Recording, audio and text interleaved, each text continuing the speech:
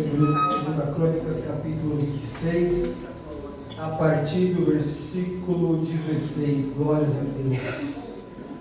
A epígrafe diz assim: Uzias é atacado de lepra. Glórias a Deus.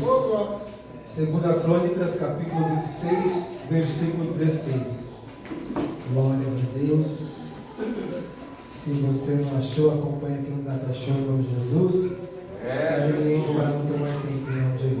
Diz assim a palavra do Senhor: Mas, havendo-se já fortificado, exaltou-se o seu coração, até se corromper, e transgrediu contra o Senhor seu Deus, porque entrou no templo do Senhor para queimar incenso, no altar do incenso.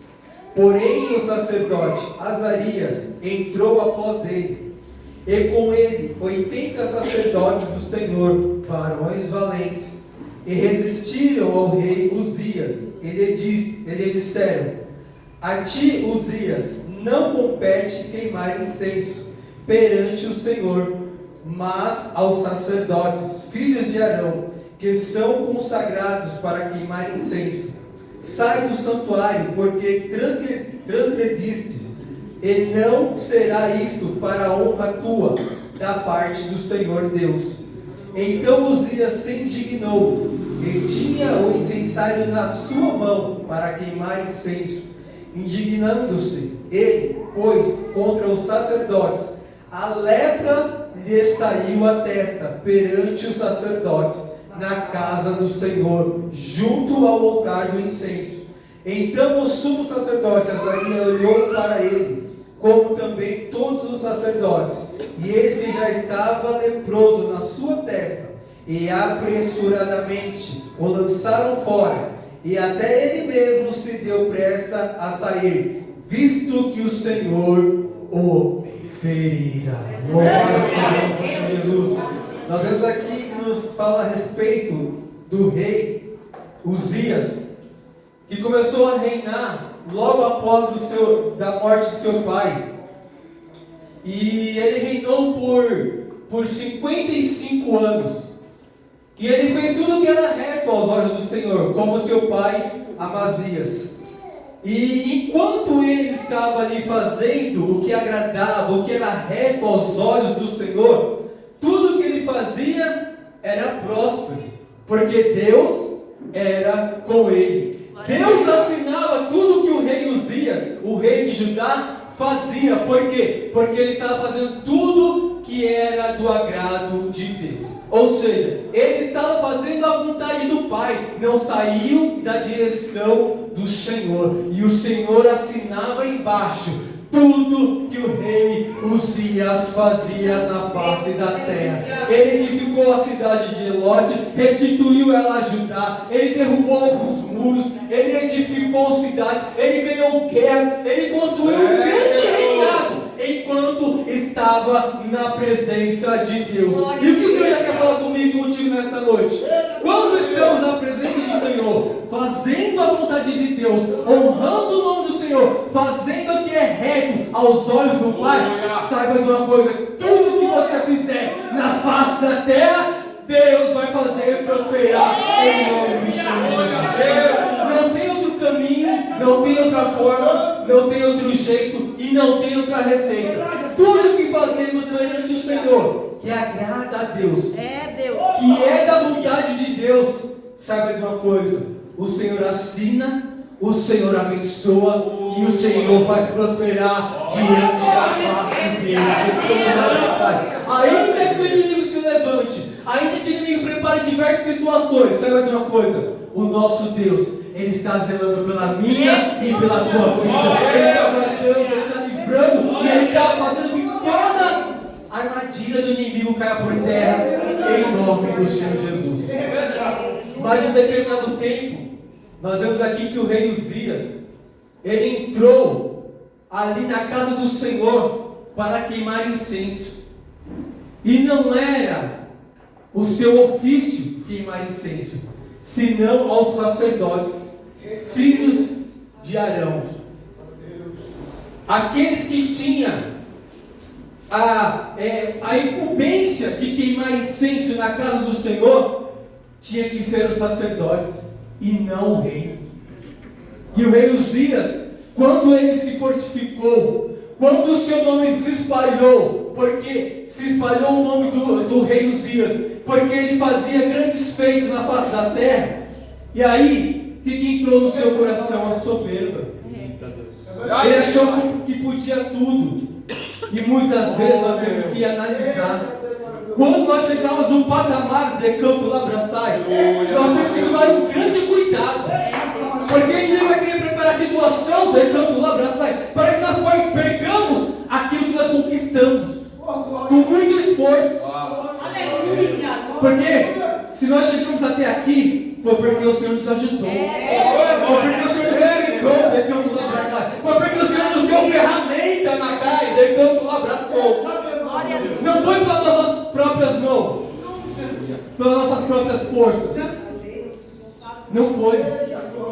Porque nós não somos nada perante o Senhor. Se o Senhor não foi em nossas vidas, de Campo Labraçai, se o Senhor não velar, se o Senhor não estiver ali zelando por mim e por ti, o inimigo prepara uma situação e nós caímos facilmente. Porque o inimigo conhece as nossas limitações, o inimigo conhece as nossas fraquezas, ele sabe aonde trabalhar na minha e na tua vida. Por isso, aquele que estiver de pé, cuide para que não caia. Tenha um grande cuidado, porque o inimigo está ao nosso redor 24 horas preparando um laço para tragar a minha e a tua vida. Mas maior é o Deus de Israel, que na face da terra. Se por um caminho ele vem, meus amados, sabe de uma coisa? Por 7 ele bate em retirada. Porque maior ainda é o nosso Deus. Uzias, ele fez grandes feitos, ele conquistou grandes batalhas, ele cavou poços, porque tinha um número muito grande de gados. Ele tinha um grande exército, mais de 300 mil homens de guerra ao seu favor. Então, quando a soberba entrou no seu coração, já não era mais Deus agindo, mas era o próprio homem. Isso é um perigo muito grande para nossas vidas. Nós temos que deixar Deus agir, Deus tomar de conta. Ainda tem joelhos de Campo Labraçai que fala com Deus na face da terra, e Deus responde a minha e a tua vida. Nós vemos aqui ele entrando no altar de incensário para queimar incenso. O mesmo pecado do seu pai, Amazias. Quando ganhou uma batalha e teve a matança, ele trouxe alguns altares dos filhos de Seir. Os deuses de Seir, ele trouxe o pai do rei Uzias. Ele trouxe e se prostrou diante daqueles deuses. Deuses feitos com mãos de homens. Deuses que não podiam ser adorados, porque o único Deus a ser adorado é o Rei dos Reis e o Senhor dos Senhores. O nosso Deus, ele não divide a sua glória com ninguém. A glória tem que ser somente para Ele. E muitas vezes nós estamos preservando deuses estranhos em nossas vidas, infelizmente. Como o pastor pregou domingo aqui, ele colocou a culpa no presbítero Eduardo, mas eu vou colocar a culpa no pastor dessa vez. Eu estou seguindo a mesma linha de raciocínio. Verdade, Deus. Tem alguns deuses que nós guardamos. Os bezerros. Exatamente. Se prostrando diante de alguns altares que não agradam ao nosso Deus. Qual é o altar que você tem levantado a deuses estranhos? Esta é a noite de quebrar, xarabá. Esta é a noite de lançar de novo a primeira nesta noite. Todos os deuses que têm impedido de você ser um verdadeiro adorador. Que nós sermos um verdadeiro adorador na presença do Senhor. Temos que ser um adorador por excelência. O Senhor está buscando os verdadeiros adoradores que adoram o Pai em espírito e e em verdade. Ele pagou um grande preço. Irmão, o importante não é como nós começamos.